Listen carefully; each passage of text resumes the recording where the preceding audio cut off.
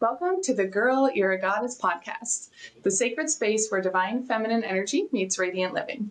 I'm Hilary Burton, a licensed therapist, a feminine empowerment coach, and a professional dominatrix, here to guide you on a transformative journey of confidence, sensuality, and magnetic power. Whether you're manifesting your dream life, reigniting passion in your relationships, or simply seeking more joy and pleasure, this podcast is your guide to becoming the goddess you are meant to be. I am so excited to introduce you to today's guest, Catherine Drysdale. She's a New York City-based sex and relationship coach who empowers people to explore their desires and step into unapologetic pleasure. Combining psychology, kink, and sensuality, Catherine's work helps people push boundaries and rewrite their approach to intimacy. Catherine, thank you so much for joining today. Yay! Thank you so much for having me. So excited to be here. Yes. So I absolutely love everything you are doing with empowering women and our sexuality. And just as we were talking a minute ago, there is so much shame and suppression about women and their sexuality. And this is so powerful. So thank you for being here and for doing what you do. Oh my God, thank you. And thank you for doing what you do too. No, I'm just like there's so many things we could talk about. But yeah, I'm very passionate about helping women eliminate shame when it comes to their sexuality. I think some of it is like I grew up in a very sex negative household. Like I didn't grow up religious, but like we didn't talk about sex, but I explored it. I started having sex at 14. So I was the one that was just doing it. Yeah. And then I didn't have anyone to ask questions. And then everyone started asking me questions and sort of naturally led into working in this field. But I think so many women, I mean, so many clients, so many women DMing me, commenting across like TikTok, Instagram, whatever. It's like universal. So many women experience shame. So many women feel like they don't have the confidence to like speak up for themselves, to ask for what they need and demand their pleasure. And so that's why I'm really excited to chat with you too. It's like that dominance aspect of like tapping into that confidence. I think it's so important and such a missing piece for so many women. Yeah. And I think that's huge, right? Because you are getting so many questions and inquiries and all of these women coming to you saying, I need help with this. I don't even know where to go. And the fact that we don't have resources, we don't have people that we can ask. This is all just something that we shove under the rug and like, oh, don't talk about it. But that's just furthering the suppression of women's sensual power and our sensual energy. So Yeah. tell us a little bit about how you got started doing what you do. So Yeah. you were kind of an expert at an early age, but how did you decide this is really I could call myself an expert. Yeah. I mean, so I started having sex at 14, which was like younger than most of my friends. And it's fine. I went to boarding school. And you know, naughty things happen at boarding school. Basically yeah. the whole school found out. Well, so okay, so we had real like my first real time in my dorm room, but then my roommate told on me. The whole school found out 4 hours after it happened. So I ended up getting bullied by the boys were saying, "Oh, Catherine, heard you had a good time." And I was like, "Yeah, because you weren't there while my boyfriend was stress puking in the nurse's office because he couldn't take the heat. I had to speak to the school priest to tell him what happened. I had to call my parents. They forced me to go on birth control. So it's like, and it's like I'm saying all of this because like I did not have a very empowering sexual debut, right? Having sex for the first time for a lot of people is something that they don't do like on a whim, right? Or they don't have a series of negative things happen as a result of making this one decision. And while any of those things like could have wrecked me to the point where I just didn't want to pursue it anymore, I was just like, you know what? Whatever. I'm gonna embrace this. If people think I'm a slut, so be it. And Yeah. so that sort of is what led to me being more sexually empowered, like through high school, through college, and beyond. Is like I was the friend that people would ask questions to. I was the friend who had like Planned Parenthood on speed dial. I had the plan B for people. I dispensed it to my friends. So because I was doing that in my everyday life, and then I worked in publicity when I left college. Publicity for film. I used to work in entertainment, and that Uh-huh. was my dream job. Okay. until it wasn't. Yeah. And I left that job because I had a mental breakdown during Me Too because I had suppressed sexual trauma from college that I didn't have Mm, the ability to deal with. And so like that's yeah. what forced me to like take a look at my shit, do my own Mhm. healing. I left that job. I went back to school for like digital marketing. I was taking a personal branding class, how to become an influencer because I wanted to make my dog Instagram famous. And the first night of class, the professor said there's a difference between having influence and having impact. And that was my light bulb moment. I was like, oh, Mm, fuck, I went through all of this bullshit in my life because I'm here to help people. And so a yes. week later, I signed up for my first life coaching certification. I knew I wanted to work in sex, but like I had to do my own trauma healing first. And then Yeah. after I did that, then I got into NLP, so neuro-linguistic programming, EFT tapping, Mhm. hypnosis, because that's what helped me heal my sexual trauma in a Yeah. way I was not able to with therapy. And Mhm. then, then I added sex education on top of that. So I've been in the coaching space now 6 years, Okay. which is Yeah. wild to think. And then now Yeah. I'm at Columbia for master's, studying clinical psychology with Oh, concentration in yeah. women's health and gender. Ah, So that's so exciting. I'm a Okay. learner, lifelong learner. So Yes. long-winded story. I started having sex not in the most positive light, and because of that, I want to help other people have a better experience than I did, And essentially. in your journey of that initially, all that shame and negativity and like that crushing response that you felt from every direction, that would have gone differently for someone with a different personality, someone with a different mindset, right? So if you didn't stand up in that and say, okay, and so I'm going to continue doing this, like your judgment isn't going to stop me from living my life. But for so many of us, like that shame can be so crushing that that would have gone very differently.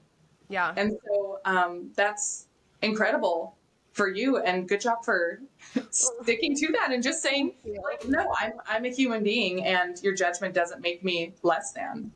Yeah. Yeah. And No, it's so important. And like I do think a lot of people like shame obviously is a very heavy emotion and like it's so hard for so many people to work through it and that's why I'm so grateful that social media exists in the way that it does. Like we connected through TikTok. Like I'm grateful yeah, that TikTok exists because like had TikTok exist when I was going through that experience, I would have had a very different experience. Like it wouldn't have been so revolutionary for me to be like, yeah, yeah, all of you are slut shaming me. Can I swear on this? I assume yes. um, like had TikTok existed, I probably wouldn't have been so ashamed, but like it wouldn't have been so revolutionary for me to stand up. Versus now I feel like because there's so much greater access to education, it's yeah, easier for people to wake up quicker mhm, mhm, or realize or maybe even realize, I work with sometimes clients who are like in their 50s who are yeah, realizing, oh, I've never been sexually empowered my entire life and now never is had an the time orgasm. where like I want to fucking do it. And I'm like, Uh-huh. good for you, girl. Like fuck Yeah, yeah, get your nut. Like hell yes. yeah. And helping women at any stage, right? Because we have women in their 40s and 50s who are like, I've never enjoyed sex. I've never had an orgasm. I've never opened up about what I want in the bedroom, like what I want for my personal pleasure. And regardless of anyone's age or period in life, like we're opening up to that and it's okay. And those things are valid. Like Yeah. we need to be, expressing those. So that's huge. And 100%. I know a lot of women like get in the mindset of, it's too late, or well, this is just my relationship and that's not going to change. It's so important to recognize your needs and your desires and then be able to express that. Yeah. And I think it's so important to know it's never too late. Like, Mm-hmm. even if you're in your 60s or your 80s, like, Yeah, it doesn't matter. If you're in your yeah, 30s, your 20s, if you've never had sex at all, like, it's never too late to start learning about your desires, your pleasure, and give yourself permission to explore what pleasure means for you in your own way. And I think also part of that, too, I think, like, part of this is like sex education is a huge part of like the work I do too is allowing people permission to redefine sex in their own terms, because like if we were lucky enough to have sex education, right, oftentimes it's like penis and vagina, very heterocentric viewpoints that leaves so many people out of that conversation. Sex, like, yes, Yeah. I mostly work with women, but like I work with a lot of people who are like on wherever they are on the Yeah. sexuality spectrum, right? And it's important to know that like our language carries so much weight on like how we interact with the world, how we interact in our relationships, and how we interact in our sexual experiences. And if you think like sex is like penis and vagina, and maybe you have like that religious upbringing, the cultural context, all of Yep. that baked in, that's going to give you so much more weight. That's why there's women who are in their 40s who still experience shame Mm-hmm. when masturbating because they feel Yeah. like they're not worthy of having that pleasure, or it's bad to do that. So some of it is like giving permission to change the language around like how you define sexuality. And then some of it is like, you know, self-discovery. I like assign So, masturbation as a homework assignment. I'm like, okay, touch your yes. body in a new way this time. It's funny because I was just talking to someone about this too. Most of our initial sexual experiences are centered around pleasing a male, right? Yeah. It's around the male's experience and it has nothing to do with a woman's pleasure or a woman's satisfaction. And like, if you did have those initial sex ed talks, it was literally like, this is what you do for a man during sex. Yeah, Excuse me. I don't remember ever having one single conversation about female pleasure. I didn't No. even know that foreplay had to be a thing until Uh-huh. like much later. I think like even through college. I didn't start having truly enjoyable sex until I was Mm-hmm. 24. That's 10 years of having sex Yep. where like I wasn't coming all the time. I Mm-hmm. was maybe like 0 or 1. And part of that also too is I had a lot of shame with my body. I thought my vulva, I didn't even know it was called a vulva until I started working in this space, because like Yeah. that's how much deconditioning we have to do, because there's so Yeah. much shame that we don't even call our body parts what they're called. And Mm-hmm. like I was repulsed by my pussy. When my Mm. first boyfriend Yeah. tried going down on me when I was 14, I wanted to throw up because I was so disgusted. We're And then taught it that got to it's the point, dirty. We're yeah, taught that it's something that's filthy, and because we bleed, that it's unhygienic, and like we're taught that it's not a literal portal. Girl, it is a literal portal. We create everything from our pussy. yeah, it really is. Yeah. Pussy is creation, absolutely. I think it's so interesting. Also, even with periods, it's like even for the period commercials for menstrual products, they didn't even use blood, even on testing the Girl. products. So now we're getting all of this research that like it's not actually as absorbent. And like I'm someone who like started using tampons for my very first period Mhm. Yeah. since the beginning, but like now this is like 3 almost 4 years later, I fully free bleed, and like that has changed my relationship with my body. I also used to be so like insecure that I would only have sex with a man if I was fully shaved or waxed or lasered.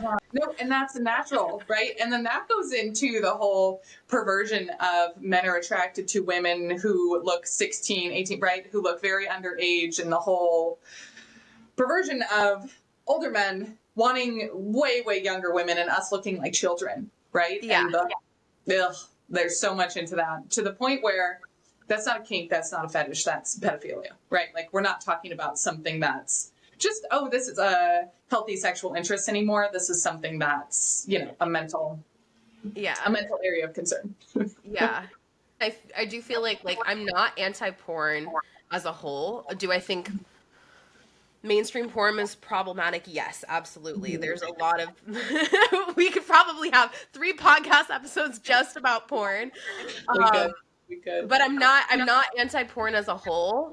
I do think porn can be helpful for a lot of people if it's viewed as entertainment, not education. But if Mhm. porn is someone's experience for sex education, that's going to shape all of their early sexual experiences, which is going to then shape how they interact in relationships, what they expect Yeah. out of their partners, how they Yeah. perform in the bedroom. Mhm. And like then sex becomes a performance, not something that you're actually embodied in. It's something that you're Yeah. acting out.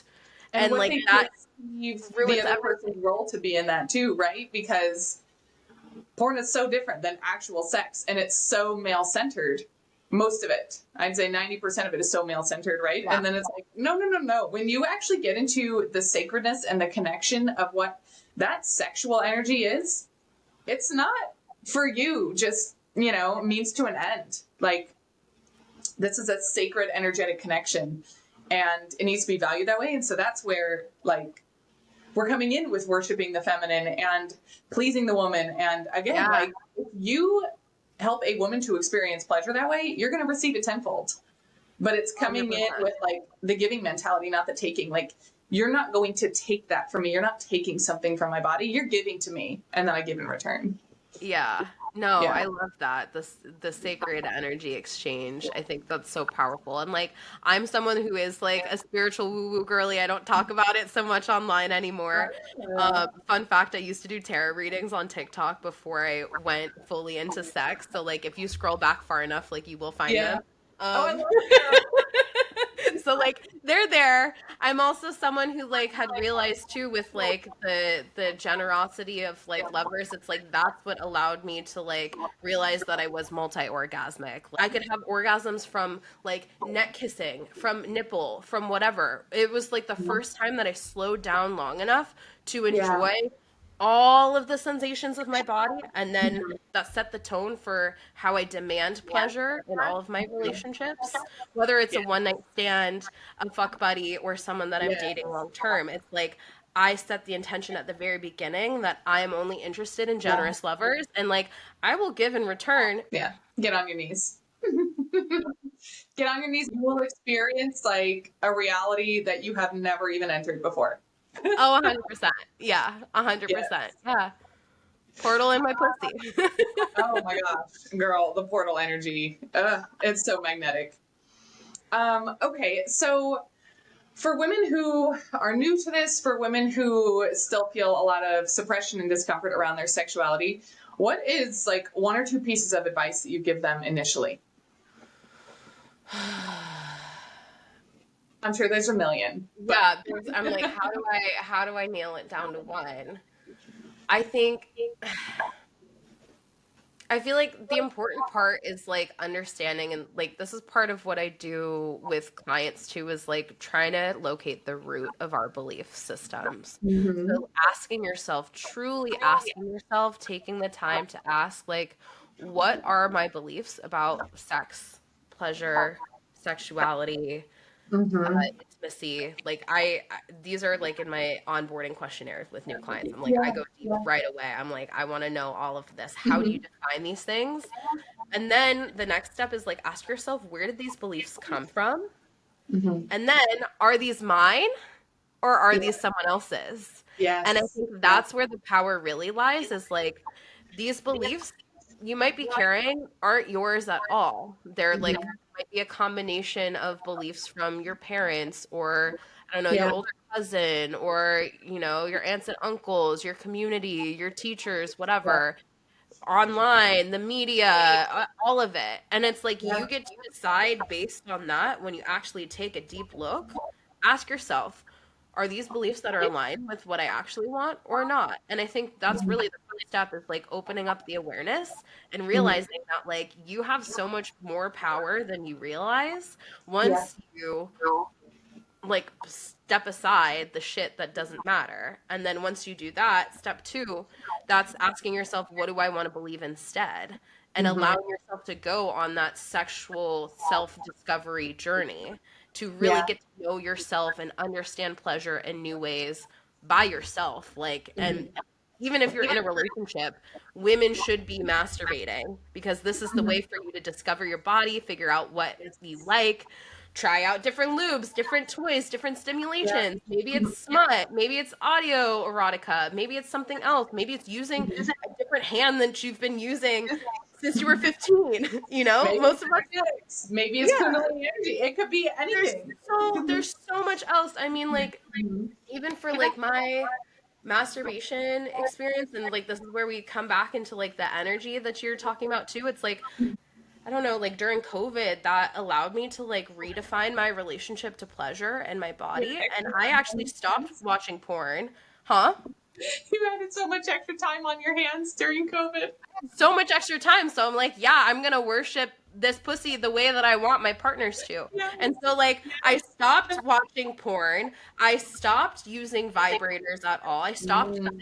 any of that. And I was like, okay, I want to allow my masturbation to be like a kind of like a devotional practice to myself. It's like Yes. this is like instead of my 10-step skincare routine, this is the Hmm. best skincare routine because you're gonna get that glow anyways, better Yeah. than any product you buy. And I Yeah. gave myself permission to experience pleasure. That's where I explored pleasure mapping, the erogenous zones. That's where I would like listen Mm. to like chakra healing frequency music. And I started Yes. getting into like sex magic and orgasmic manifesting. And I would just say affirmations to myself as I would come. That's how I Yes. manifested my apartment in Austin. And how I Yep. manifested it, I grew like I think 130,000 followers on TikTok within 30 days after I did a orgasmic Wow. manifesting Uh-huh. like practice myself. So it's like Hmm. I got really into the energetics of it. Now Yeah. I'd say it's more balanced. Sometimes it's more woo woo, but giving yourself permission to like actually Hmm. explore what feels good for you without any pressure Yeah. or expectation. And that Yes. includes removing the expectation to come. You don't have to Hmm. come to have a good time. It can be just play, right? We get so disconnected from the fact that we can just play and have pleasure and it doesn't have to have a specific outcome. It's Yeah. the whole productivity and well, I have to do this to, signify that I've done something. No, just enjoy it. Enjoy the time and the energy. And okay, I am so on board with all the sex magic stuff. So I've been super getting into Kundalini energy lately. Hmm. And so I feel like I'm tapping into my sun daddy energy. Oh, I love it. I'm in promotion because literally, like, that's how I bring it in. I love it. I love it. No, I'm that's so already good. like sun daddy, feminine creation, let's go. But bringing all that energy in, oh my gosh, girl, the sex magic. I've been Yeah, doing some serious what are you dancing. manifesting with your orgasms right now? It's really, really big, so it's not something super I specific, get. but and it's ultimate like freedom. Yeah. Ultimate freedom financially and location wise. And so I'm always picturing like myself somewhere else and I'm surrounded with all of this indulgence and luxury and it's just very bougie. Yeah. And of course I'm being worshipped. So Bougie bitch till I die, always. So mhm. yeah, no, I feel that. And also I think I don't know, with the manifestation process, it's like sometimes the really good, juicy ones take time. Certain Yes. things, it's like the law of detachment. When you think of, law of attraction is like knowing that you're attracting. The law of assumption is just like knowing it's going to fucking happen regardless. But the Yeah. detachment, I think, is where a lot of people have struggle. And I know that's Hmm. where I struggle with the most too, is like knowing that it's going to be inevitable so you don't have to keep checking it. And also Yeah. knowing some manifestations take time. Some Hmm. things are instant, like my apartment in Austin. I manifested that within a week, and I had no way to qualify for an actual lease, but I did Yeah. anyways. I should not have been approved for that apartment, but I was. But It's it's incredible. just like it was Yeah. so delusional that I didn't have any resistance to it. Hmm. Hmm. But sometimes, Yeah. like the really big stuff, like the really big financial gains, bougie luxury retreats, this and that, like all of this, an entire 180 lifestyle switch, Yeah. that's gonna take some fucking time because your nervous system has to catch up to holding that. Yep. Yep. It's taking time and it's literally reprogramming your nervous system to feel safe and secure in that. So yeah, no, and that's where I've been tying in the Kundalini energy because that Sun Daddy energy is like holding the space for me and the safety because that's how I tap into my healthy masculine because I Yeah, was in wounded masculine energy for like a decade. And so I then feel that. I completely reverted to okay, I'm gonna be my soft feminine and woo woo, and I don't really have to worry But about stuff. And you can't get shit done in your soft feminine. then life hits you in the face. Life hits you in the face, and then it's like, okay, I need this balance, the safety, the strength, the structure, and then the feminine of I can be in pleasure, luxury, indulgence, and joy, and all of those things are bringing that in. So Yeah, it and I think really, like learning, I think it's important to know like your own personal balance of the two because it's like we all have both mm-hmm. all of Yeah. the time. It's just like how do we learn to balance and how do we learn to tap into each energy at any given time? So obviously like certain things like when you're working out, when you're like trying to work on your business, that's that masculine energy, that's the Yeah. structure that you need in order to have the feminine. I think some of it too, like what kind of helps me is like yes within like this the feminine masculine, but also I think like removing the gendered aspects of it is even like the structure versus freedom. That's sort of what gave me more permission to like lean into it, because I'm also here to like flip gender roles too, as I'm sure you are too with all your like dom work, and like Yeah. having men worship us. But I Hmm. think some of it is like removing the gendered expectations of what we think we should be or how we Yeah. should operate. And I think even looking like I'm someone who has ADHD, so like neurodivergent, I love being able to be creative and pop off and have my days look different. But I also know that Yeah. like with my ADHD, for me to channel that creative energy, I need to Hmm. have systems in place that Yes. give me the space to create in the way that I want. So, like Yeah. having That's exactly it. rituals instead of routines so Hmm. that I have that consistency, but I still have enough flow and still Yeah. enough play. And I think figuring that out, it's like it doesn't have to be so rigid and it doesn't have to be one or the other. Like it can be both. It can change Hmm. moment to moment, hour to hour, day to day. Like you can't. I don't know. Yeah. I always feel like if the pendulum swings one way, it's going to swing right back and hit Oh you in the yeah. ass. Massively. Yeah. No, and I feel like even going so far as like to create the structure where I have space in my day where I can be feminine and I can flow. And so knowing that you have that in place and then saying, okay, well, I have a couple days a week that I can just go be and play and pleasure. And that's when the most incredible energy happens. That's when I get all of my downloads. Okay, there was something I wanted to touch on though when you were talking about flipping gender roles too, and Hmm. how that ties into the dominatrix work. And so, Hmm. what I do as a dom is different than most doms, and because people think that when I'm in dominant energy, I'm in like an aggressive masculine energy, and no, no, it Soft, is. feminine, mommy. Are you mommy dom? I'm not a mommy dom. Okay. No, no, I'm like the very like queenly royal. I can see that for sure. That definitely comes across. I love that. I sit on my throne and you will be on your knees and your purpose is here to serve me. Like Iconic. that's the As it vibe. should be. As it should fucking be. But it's so feminine and it comes from like the self-worth and the confidence in that and the Mhm. feminine energetics. And so people always, envision it as very masculine. I'm like, no, it's actually very feminine. And it's just Mhm. knowing that in this role, in that dynamic, the masculine is here to serve the feminine. So, Yeah. yeah, it's so juicy. Yeah. No, I love that. Yeah, I'd say in my dom, I am mommy dom. I am soft nurturing, but I'm like I will be disappointed. Mommy will be so disappointed in you if you let me down. And like Uh-huh. no one wants to disappoint mommy, right? Yeah, You want to yeah. be a good girl for mommy? Yes, you do. Yes, yes. Okay, that's interesting though, because I only play in that role with men. I don't play in that role with women. Like, I only want men serving me on their knees. Women, I'm like, we've had it fucking hard enough. You don't need to. I want, like, to elevate you in that role too, you know? So it's interesting how we all have our own little, Yeah.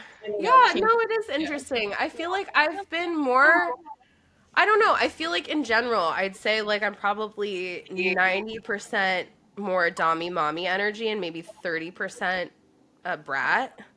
I'd Hmm. say, but I'm that way. I think when I'm with other women, even just like in life, I just have that like naturally dominant caretaking kind of Yeah. personality. That's just who I am. So Hmm. I will still play that role even with women, even with Yeah. my female friendships. Like that's just what feels good. And I feel like for a lot of Hmm. women, because a lot of us have mommy issues, myself included, and this is the day after Mother's Day. Like, we didn't always have that soft feminine to actually hold us in the way that we needed. And so I think sometimes women need that, Hmm. maybe Hmm. even more than men.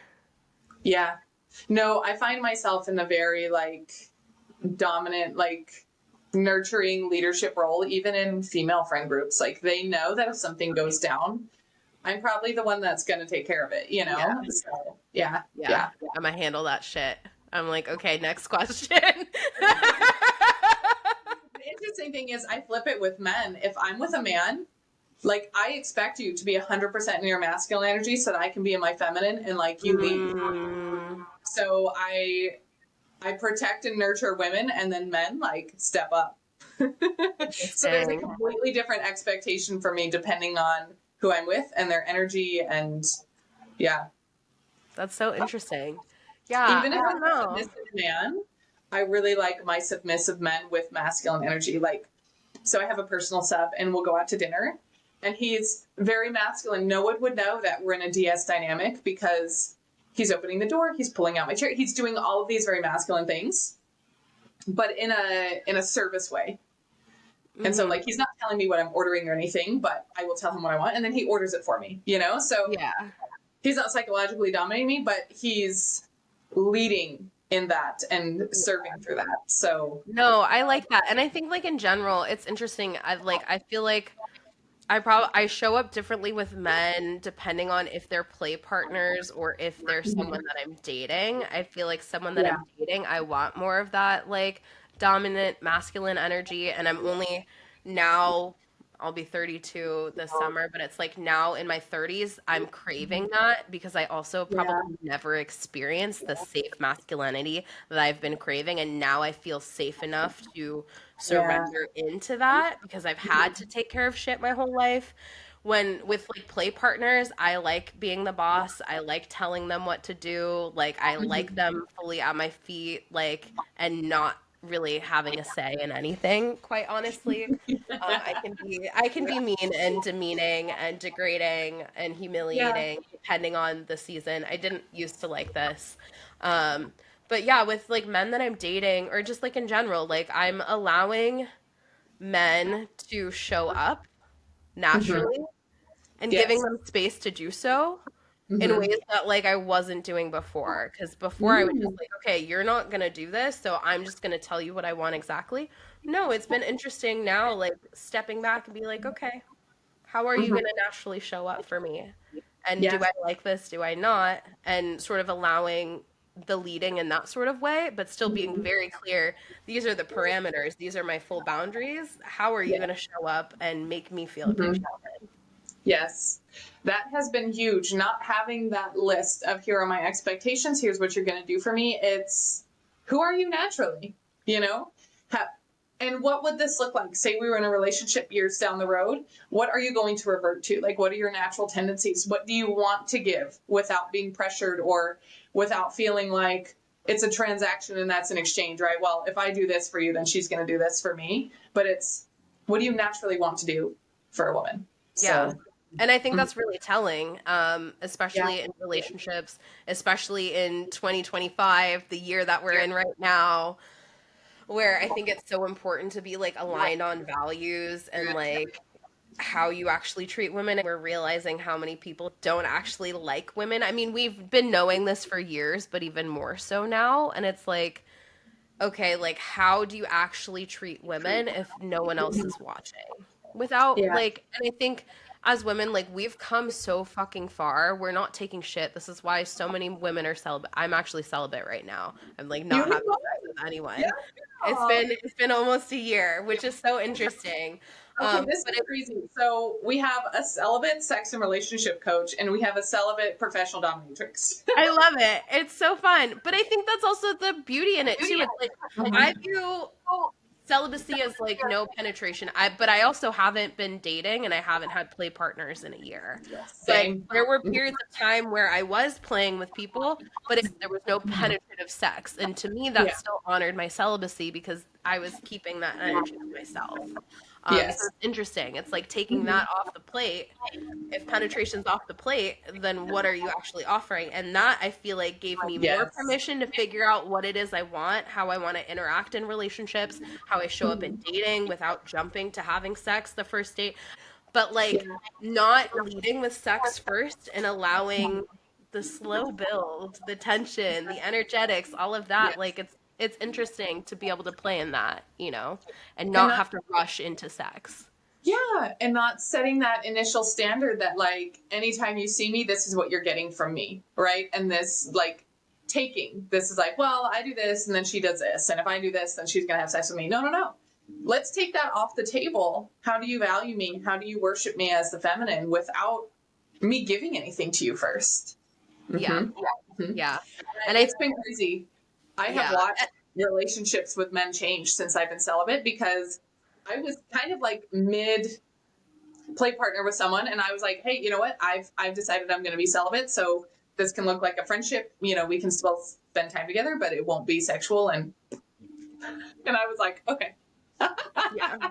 yeah, Yeah, no, it's very interesting to see how relationships change when sex is off the table completely. mm-hmm. Mm-hmm. And I do think like some of those standards, I very much value sexual compatibility, but I'm also about having conversations about all of that early on. Like, so when I match Mm-hmm. with people on dating apps, I will have the full conversation, interests, desires, life goals, like what's your Yeah. 5-year plan? Like Yes. what roles do you play in the bedroom? What are your kinks, your turn-ons, your turn-offs? Mm-hmm. If someone doesn't have a hard limit, that's a pass for me because you Mm-hmm. haven't explored enough of your sexuality to know Yeah. what turns you off.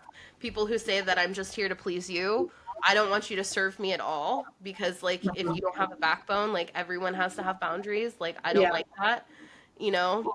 So like Yeah. certain things like I'll have these conversations very early on, and I think the vetting process, I wish more people and like more vanilla participating people Mm-hmm. of society spent time vetting their partners before you even go on a date with them.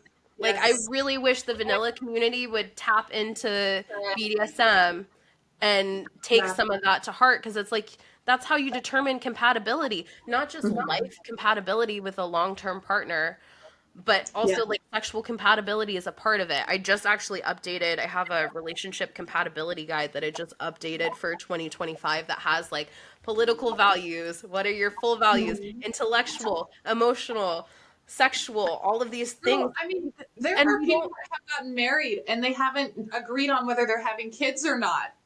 And to me, that's a non-negotiable. There are two things that I think are non-negotiable is number one, whether or not you want to have kids. This should not be Mm-hmm. something that's debated. You're either all the way No. in or you're all the way out. Anyone Yep. that's in the middle of the road will likely feel resentment on either side.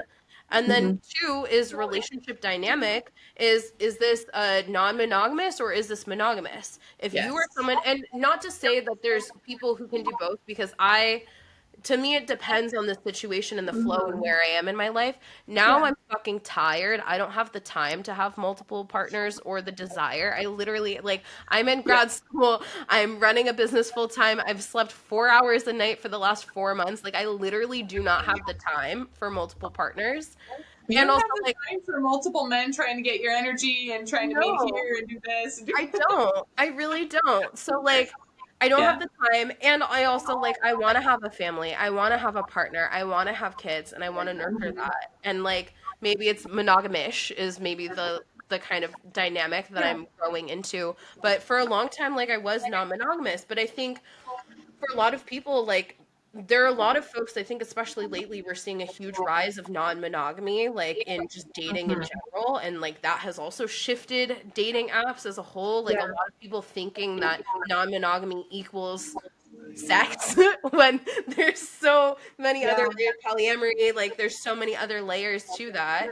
Like Yeah. non-monogamy is just the umbrella, but I think there are a lot of people who get frustrated and like I have a personal friend that's like going through this and so many people have been going through this to where one partner is monogamous and the other partner is poly and one of them feels like they have to compromise or lose a part of their identity to be in the Yeah. relationship. And it doesn't mean you don't love your partner, but if you are naturally someone that is more inclined to one kind of relationship dynamic, Mm-hmm. do not Yeah. try to make another one fit because again, same thing with kids, whether or not to have kids, that's Yeah. for a lot of people that's a Mm-hmm. non-negotiable. So Yeah. that shouldn't be something that one of you feels like you have to compromise on because one And person will yeah. always feel like they're losing. Yeah. And I feel like the polyamory community and the non-monogamous community, it gets distorted too, right? Just like the dom world, it gets very diluted, Yeah. and people use that as a scapegoat as an excuse for cheating or manipulative behavior or whatever it is. And it's like, if you decided going into this that you were going to be in a monogamous relationship, then it needs to stay that way, or there's a conversation about it, right? Instead of just sleeping around with other people and then you're like, oh, well, I'm non-monogamous. What? So that gets very diluted. And I feel like that's also what kind of creates people's perception about what those communities and those relationships look like, right? Because they've had some, negative experience about it where someone's distorted the idea of it. Yeah. And I think like it all comes down to like it's all communication and it's all boundaries. And like I'm not saying that like if you're monogamous you always have to be monogamous for the rest of your life. That's Right. not the case. Like things Right. change, dynamics can change. You can open it for a little bit, then close it. It can be open on one Yeah. side. It doesn't matter. There's so many different ways it can look. And like I Yeah. have worked with like a lot of couples who like want to open up their relationship or explore Mhm. hot wifing or cuckolding and stuff like Right. this. Like Right. there's so many Yeah. ways where you can explore your kinks, so many ways where you can explore other types of relationships. But the point is, it's like, regardless of how you do it, there has to be a conversation Yeah. and multiple conversations over several months. Yes. Ideally, with like someone licensed or Yeah. certified to help you, whether it's a sex therapist, a sex coach, whatever, like someone that is a Yeah. professional that's neutral party who can tell both of you where you're wrong because Yes. like that's Yeah. I mean that's the only way you grow. And then like knowing that there will always be a constant renegotiation of boundaries because especially Mm-hmm. if you are someone who's like monogamous and opening it up, like there will be jealousy. I think that's Mm-hmm. also like something that's like a misconception in non-monogamy or polyamory. A lot of people assume like, oh, you don't get jealous. No, jealousy exists. Like that's a Yeah. natural human emotion. It's like, how do you process it? Is there Mm-hmm. repair after jealousy? If a boundary has been Right. crossed, like what do you do to like repair the relationship and restore Mm-hmm. safety? And I Yeah. think that's what's Yeah. important. And then I think the other issue that happens with this too is like the unicorn hunting aspect of that, where a lot of, Mm-hmm. hetero couples will try to find usually a bi female to come into their bedroom, Mm-hmm. perform, Mm-hmm. and then go home with no discussion of boundaries, no aftercare, no thought in the world. And I think a lot of people also like to almost like grants a threesome as like a birthday or like a special Mm-hmm. occasion Yeah. threesome, or if things are rocky in your relationship. Just like having a baby won't fix your relationship, neither will having a threesome. Yes. If Yes. anything, Why it will does make everyone things think that's worse. like the magical band-aid? No, no, no. No, no, it will illuminate all of the cracks, the Yes. miscommunication, like all the jealousy, the resentment, everything will come to the surface with that. Mm-hmm. And like Yeah. threesomes can end relationships if you don't have full conversations about it, if Yes. it's not choosing the right people, if Yes. like there's so many things that can go wrong with having your And first it's encounter. not just oh, we're at dinner. I think that girl's hot. Let's have a threesome tonight. That's not the conversation. It's intentional discussions, not, well, I decided I wanted this, so. And like with that, I think it depends. I was a single woman living a single Yeah. life, so I had no one else that I had to consider in that moment. So I was able to be free. To clarify, that was like in a relationship. So if Oh, you're in a relationship, no, no, no. Yeah, and that's what I'm saying. But in a relationship, like if I was with a long-term partner for like 2, 5 years, 10 years, whatever, that is another person's like feelings to consider. yeah. Like having a threesome, if you've been closed this whole time, like you need to have that discussion of like, Mm-hmm. what is Mm-hmm. this going to change? What do we want out of this experience? What are we able to give this person that's coming into our bedroom? Is this a Yes. one-time thing? Is it a regular thing? Do we go to play parties and that's our boundary? Do we get a Mm-hmm. hotel so we're not bringing it back home? Do Yeah. we talk to these people after? Is it someone where like we just meet on an app? Is it one of our friends? Please don't fuck your friends. That's just going to make things more complicated. That is And no incredible. exes, please. No exes, no ex situationships, Yes. no friends. No. All of these should be on your no-no list. Ideally, it's someone that neither of you know in your everyday life. Outside of the circle, way outside. Yeah, completely outside. Not coworkers. Don't do it with the No, coworkers. no. I mean, in general, you shouldn't fuck your coworkers. No, no, it's such a mess. It's messy. All right, girl. This has been an incredible discussion, and we're going to wrap it up. But I do have a question for you. So, What do you do daily or weekly that makes you feel like an absolute goddess? Ooh, oh my God. That's such a good question. God.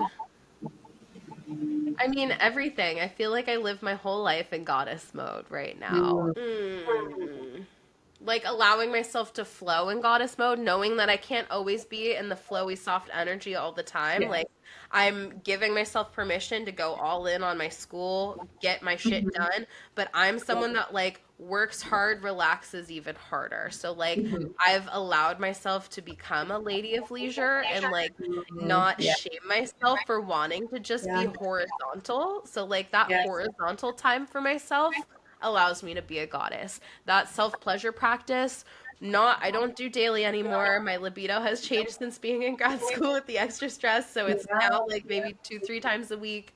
But like that is my goddess mode. Going to Equinox and working out at a luxury gym and like having Mhm. I upgraded to the one that has the sauna, the steam, and the hot Mhm. tub. So I will Yes. go to a yoga class, a yin yoga class, then I'll do that Yeah. after. That is my goddess mode. Feels so Ordering indulgent. delivery is my goddess mode. Like doing Mhm. things that make my life easier, especially if it's things that I do not like. The next step is like I need to hire a maid or like get a my current place Yeah. doesn't have a dishwasher. I need to buy a dishwasher. But Yeah. outsourcing the things that you don't like, that's Mhm. goddess mode. Yes. Allowing yourself to rest, that's goddess mode. Yes. Cutting out all that obligation. It's the obligatory energy. Ugh. Ugh. Yeah. And I'm with you on the bougie gyms, and I do a meal prep service now because I don't like cooking. I don't like the to-do list. Like I don't have the capacity for going to the grocery store 5 meals this week. I don't want to be doing it. So Yeah, I need yeah. I'll take your rec on that because I have weird dietary requirements, so most of them don't Mhm. fit. But Yeah.